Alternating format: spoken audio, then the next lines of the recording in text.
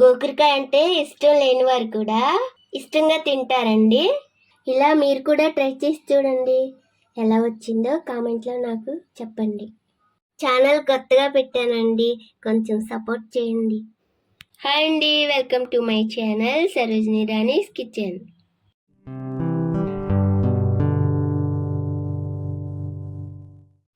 ఈరోజు గోరుచిక్కుడుకాయలో పెసరపప్పు వేసి కర్రీ చేస్తున్నానండి. చాలామందికి గోరుచిక్కుడుకాయ అంటే నచ్చదు కదండి, కానీ నేను చేసి చూపించేలాగా ట్రై చేసి చూడండి, చాలా బాగుంటుంది. గోరుచిక్కుడుకాయని ఇట్లా చిన్నగా తరిగి పెట్టుకొని బాయిల్ చేసుకోవాలండి. ఇలా కడాయిలో వేసుకొని ఇవి బాయిల్ చేసుకోవడానికి ముక్కలు మునిగే వరకు వాటర్ పోసుకోండి. దీనిలో కొంచెం పసుపు, కొంచెమే సాల్ట్ వేసుకోండి. స్టవ్ వెలిగించుకొని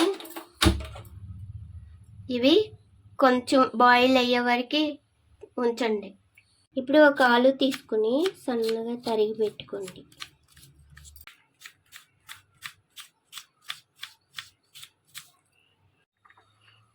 ఇప్పుడు ఒక 5 నిమిషాలు బాయిల్ అయింది కదండి చిక్కుడుకాయ.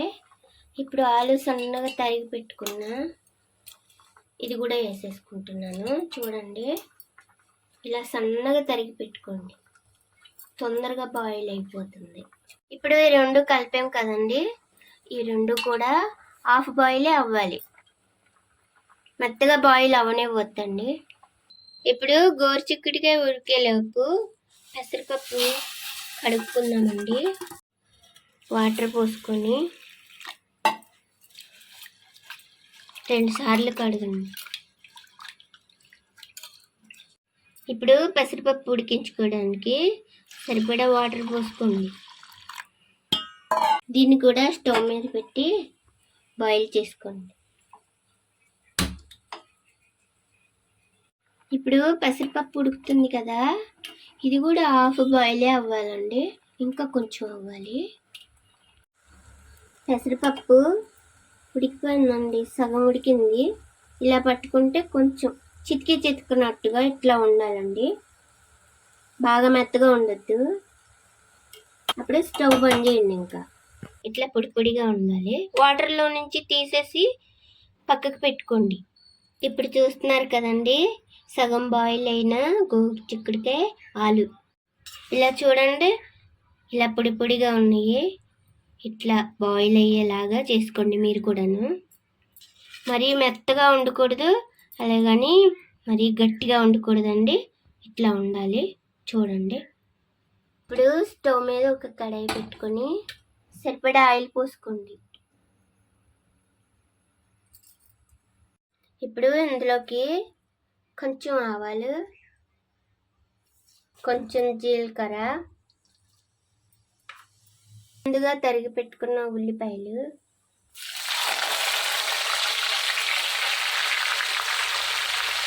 పచ్చిమిరపకాయలు, కొంచెం వేగనివ్వండి. ఇప్పుడు కొంచెం కరివేపాకు వేసుకోండి. ఇట్లా కొంచెం వేగనివ్వండి. ఇప్పుడు బాయిల్ చేసుకున్నాం కదండి గోరుచిక్కుడుకాయలు, ఆలు వేసుకోండి.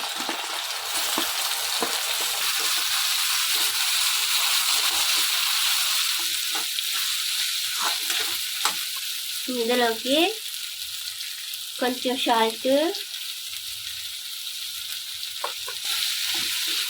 తర్వాత కొంచెం పసుపు వేసుకోండి.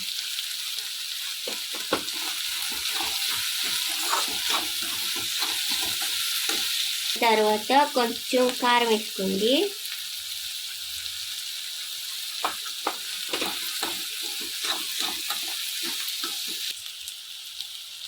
టమాటో సన్నగా తరిగి పెట్టుకున్నాం కదా, టమాటో వేసుకోండి. ఇలా మధ్యలోకి వేసుకున్న తర్వాత ఇలా చేసేసుకోండి. టమాటా ముక్కలు మధ్యలో పెట్టుకుంటే మగ్గుతూ ఉంటాయండి. ఇప్పుడు చూడండి, కొంచెం వేగిపోయినాయి కదా టమాటాలు, మధ్యలో ఇట్లా చేసుకోండి. స్పూన్తో ఇట్లా చేస్తే అది గ్రేవీ లాగా అయిపోతుంది, మొక్కలు కనిపించు. ఇప్పుడు ఇదంతా కలిపేసి ఇవన్నీ కలిసేలాగా చేసేయండి. ఇప్పుడు నేను దీనికోసం మసాలా రెడీ చేసి పెట్టుకున్నానండి. ఇందులోకి నేను ఏమేమి వేసానంటే అల్లం వెల్లుల్లిపాయ, గసగసాలు, కొబ్బరి, ఒక ఇలాచి వేసుకోండి. ఇవన్నీ వేసి మెత్తగా పేస్ట్ చేసుకుని పెట్టుకోండి. ఇప్పుడు ఇందులోకి రుబ్బి పెట్టుకున్న మసాలా ఉంది కదండి, 2 స్పూన్లు వేసుకోండి.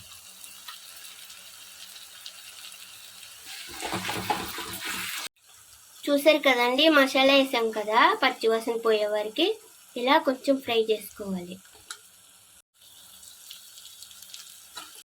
ఇప్పుడు వేగిపోయినాయి కదండి, ఇప్పుడు లాస్ట్లో పెసరపప్పు వేసుకోవాలి.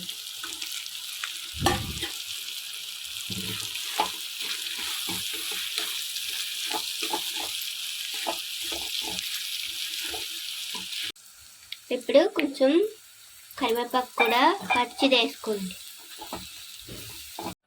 అలాగే పచ్చి కొబ్బరి అండి, ఇలా రుబ్బి పెట్టుకున్నాను, కావాలంటే మీరు తురిమి పెట్టుకోవచ్చండి.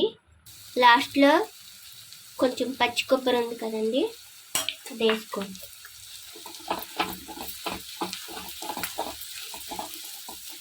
ఇప్పుడు కొత్తిమీర కూడా వేసేసుకోండి.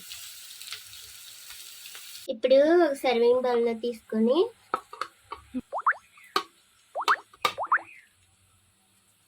కొత్తిమీరతో గార్నిష్ చేసుకోండి. అంతే అండి, మన గోకరకాయ పెసరపప్పు కర్రీ రెడీ అయిపోయింది. గోకరకాయ అంటే ఇష్టం లేని వారు కూడా ఇష్టంగా తింటారండి. ఇలా మీరు కూడా ట్రై చేసి చూడండి, ఎలా వచ్చిందో కామెంట్లో నాకు చెప్పండి. ఈ వీడియో కనుక మీకు నచ్చినట్లయితే లైక్ చేయండి, షేర్ చేయండి. ఇలాంటి మరిన్ని వీడియోస్ కోసం నా ఛానల్ని సబ్స్క్రైబ్ చేసుకోండి. ఛానల్ కొత్తగా పెట్టానండి, కొంచెం సపోర్ట్ చేయండి. మళ్ళీ ఇంకో కొత్త రెసిపీతో మీ ముందుకు వస్తానండి. బాయ్ అండి.